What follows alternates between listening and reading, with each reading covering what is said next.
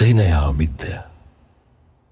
චිත්ත චෛතසිකයන්ගේ අලස බව කටයුත්තේ හැකිලෙන පසුබසින ස්වභාවය තීන මිද්දයයි.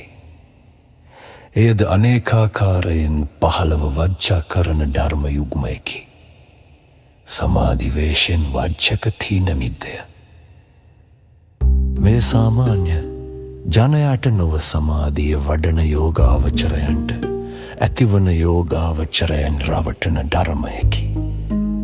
සමාධිය වැඩීම සිත බොහෝ වෙහෙසට පත්වන ක්‍රියාවකි.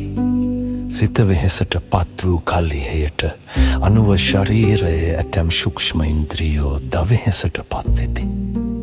එයින් සකල ශරීරයට මත් වෙහෙස දැනෙන්නට වන්නේය. පැයක් සමාධිය වඩන්නකුට ඇතිවන වෙහෙස දවසක් බර වැඩ කරන්නකුට ඇතිවන වෙහෙසට වැඩි බව කිව යුතුය. මෙය යෝග පුරුදු නොකළ උන්ට නොවැටහෙන්නේ. සමාධිය අතුරුදහන් වී එය වෙනුවට ඔහුගේ සන්තානයෙහි සමහර විට සමාධිය වේශයෙන් තීන මිද්දය පහළවේ. ඒ බව යෝගාවචරයට නොදැනෙන්නේය. ඉන් පසු ඔහු සමාධිය වඩමිය යන අදහසින් සමාධි ප්‍රතිරූපක තීන මිද්දය වඩන්නේය. එයින් ඔහුගේ යෝගය නිෂ්ගල වන්නේය. පාපවිරමනාකාරයෙන් වච්චක තීන මිද්දය.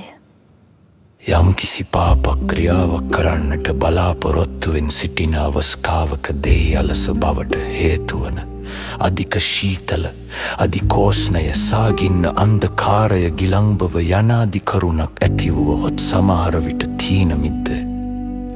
පාපයෙන් වැළකීම නම් කෙසේ සිදුවත්තේ පුද්ගලයට යහපතකි. එයින් දලස බව නිසා වැළකීම ශීලමය කුශලයට අයත් නොවේ. පානවේශයෙන් වංචක තීන මිද්දය. අලස බව අධික තැනැත්තා කෙරෙහි බොහෝ සෙයින් ඒ ආන වේශයෙන් පහළවේ.